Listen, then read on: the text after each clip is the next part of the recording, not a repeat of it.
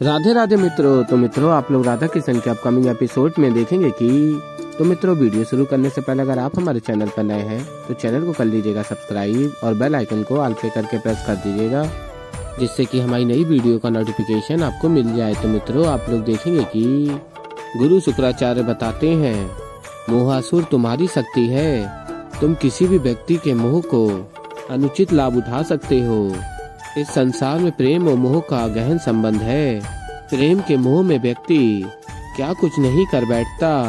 तुम्हें इसी प्रेम और मोह के बीच के संबंध को समाप्त कर द्वारका में अशांति फैलानी है। और फिर आगे आप लोग देखेंगे कि रुक्मिणी कहती है, हे महादेव, शंखचूर्ण के मृत्यु के पश्चात मुझे लगा था कि द्वारका में सुख और शांति पुनः लौट आएगी, किंतु अब एक नई विपदा आन पड़ी है। बस यही प्रार्थना है आपसे कि द्वारिका शीघ्र अतिशीघ्र इस विपदा से मुक्त हो जाए। और फिर तभी मोहासुर अपना भेष बदल कर आता है रुक्मिणी के समक्ष और कहता है, तुम्हारा हृदय अत्यंत पवित्र है पुत्री। मुझे आभास है मैंने सभी के लिए तुम्हें प्रार्थना करते हुए देखा है, किंतु ना जाने क्यों ईश्वर तुम्हारे साथ अन्यायपूर्ण है। और फिर रुक्मिणी कहती है, ऐसा क्यों कह रहे हैं आप? ईश्वर ने कदापि कोई अन्याय नहीं किया है मेरे साथ। उनकी कृपा से मेरे पास सब कुछ है। और फिर मोहासुर कहता है, केवल अपने पति का प्रेम ही शेष रह गया है और अपने शक्ति से रुक्मिणी को अपने बस में कर लेता है। और कहता है, अब देखो ना, कहने को तो श्री कृष्ण तुम्हारा पति है, लेकिन श्री कृष्ण से पूर्व राधा का नाम लिया जाता है, तुम्हारा नहीं। द्वारिका ही नहीं, समस्त संसार राधा और कृष्ण के प्रेम का गुणगान करता है।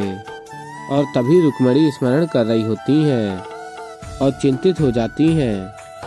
और फिर मोहासुर कहता, अब तुम्हें सत्य को स्वीकार कर लेना चाहिए कि श्री कृष्ण तुमसे अधिक राधा से प्रेम करते हैं। इसीलिए तो पत्नी रहते हुए भी तुम्हें वो स्थान नहीं मिला जो श्री कृष्ण के जीवन में राधा का है।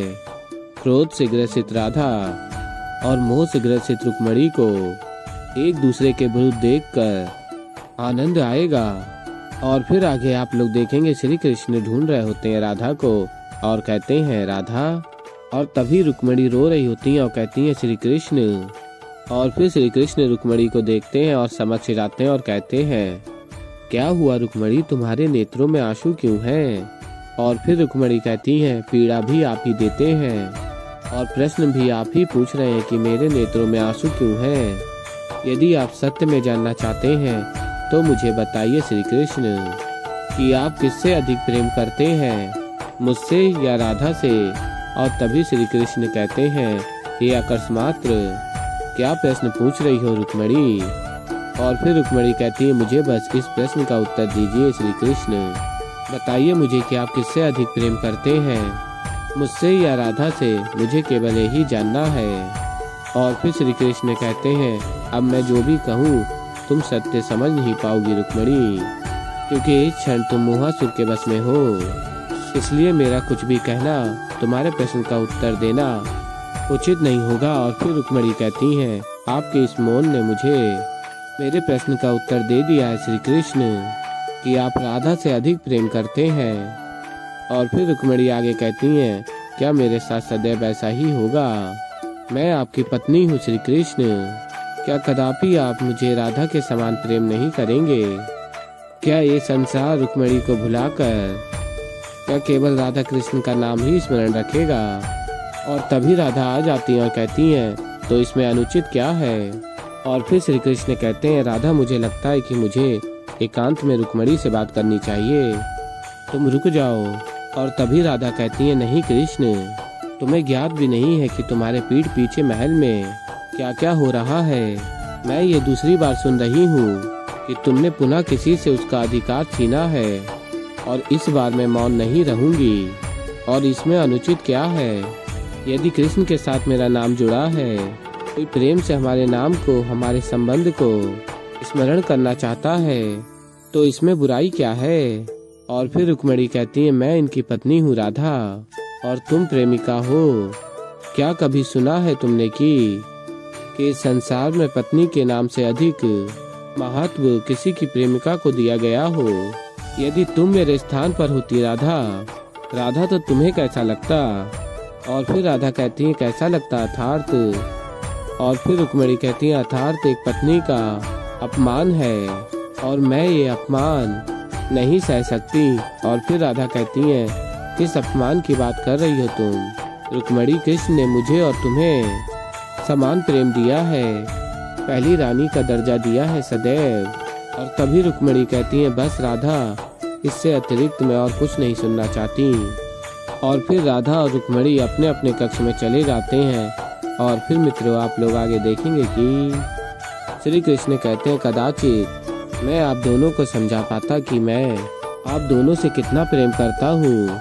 वैसे सत्य से आप दोनों अनभिज्ञ नहीं हो, बस नजरों का प्रभाव कुछ अधिक हो गया है। अब बस यही आशा करता हूँ कि ये प्रेम उस नकारात्मकता को पराजित कर दे। और फिर आगे आप लोग देखेंगे देवी पार्वती कहती है महादेव से शुक्राचार्य जो कुछ भी कर रहे हैं ये कदापि उचित नहीं है महादेव। कृष्ण के परिवार के प्रत्येक सदस्य किसी न किसी दोष के बस में आ रहे हैं। और बताती देवी पार्वती पहले बलराम और राधा क्रोधासुर के बस में और उसके पश्चात लोभासुर ने शाम को अपने बस में कर लिया है और अब मोहासुर ने रुक्मिणी को अपने बस में कर लिया है। इन सब के कारण कृष्ण अत्यंत अकेले पड़ गए हैं। जो कुछ भी हुआ इन सब में कृष्ण के लिए कितना कठिन होगा उन्हें अपने सभी प्रियजनों को इस दशा में देखना। और फिर महादेव बताते हैं उन्होंने स्वयं ही इस मार्ग पर चलने का निर्णय लिया है। अब उनके समक्ष और कोई विकल्प शेष नहीं, उन्हें एकांत में इस मार्ग पर ही चलना होगा और जो भी चुनौतियां आएंगी उनका सामना भी करना होगा। और फिर आगे महादेव कहते हैं परंतु मैं ये भी जानता हूँ कि मेरे आराध्य ने क्यों इस मार्ग पर चलने का निर्णय लिया है। केवल वही हैं जिनमें सामर्थ्य है इन चुनौतियों का सामना करने का। परंतु मैं ये भी जानता हूँ कि मेरे आराध्य ने क्यों इस मार्ग पर चलने का निर्णय लिया है। केवल वही हैं जिनमें सामर्थ्य है इन चुनौतियों का सामना करने का। और यही है प्रेम की असली परीक्षा। और फिर आगे महादेव कहते हैं हाँ तुम्हें मैं इतना अवश्य बता सकता हूँ कि अंत में सदैव की भांति सभी दोषियों पर प्रेम की ही विजय होगी। परंतु उससे पहले ये अनिवार्य है जो भी प्राणी इन सभी आपदाओं में घिरा हुआ है वो स्वयं को पूर्ण रूप से इन सभी विपदाओं में डुबा दे, तभी वो इनसे पार पाएगा। और ये समस्या तो अभी और अधिक गहन होने वाली है। और फिर मित्रों आप लोग आगे देखेंगे कि असुर गुरु शुक्राचार्य कह रहे होते हैं क्रोधासुर, लोभासुर और मोहासुर सभी ने द्वारिका और कृष्ण के परिवार को अपने अपने अवगुणों से प्रभावित कर दिया है। अब समय आ गया है कृष्ण को पराजित करने का। और फिर सदरिपु कहता उचित कहा आपने आचार्य, अब समय आ गया है बाकी सभी चोटों से द्वारिका को प्रभावित करने का। और फिर मित्रों आप लोग आगे देखेंगे कि सदरिपु अपनी शक्तियों से बाकी के बचे हुए भी अवगुणों को प्रकट करता। और तभी असुर गुरु शुक्राचार्य कहते हैं कामासुर, मदासुर और मत्सर्यासुर, अब सब कुछ तुम तीनों पर निर्भर करता है।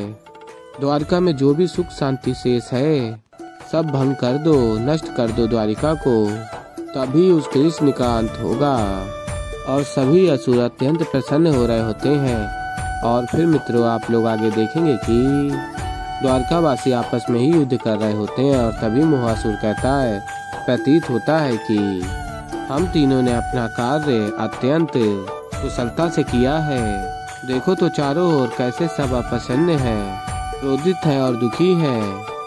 और फिर आगे आप लोग देखेंगे द्वारिकावासी कहते हैं पता नहीं द्वारिका पे किसकी कुदृष्टि पड़ गई है, जहाँ देखो वहाँ किसी न किसी बात का विवाद चल रहा है। हे ईश्वर, मेरी बस यही प्रार्थना है कि इस बार द्वारिका में दीपावली कुशल मंगल हो प्रत्येक वर्ष के भांति। तो ऐसे ही मित्रों आगे और भी बहुत कुछ देखेंगे। तो अभी के लिए इस वीडियो में इतना ही। तो मित्रों अगर आप लोगों को हमारी वीडियो पसंद आई हो तो वीडियो को कर दीजिएगा लाइक। और मैं मिलता हूँ जल्दी आप लोगों को एक नई वीडियो के साथ। तो तब तक के लिए मित्रों राधे राधे।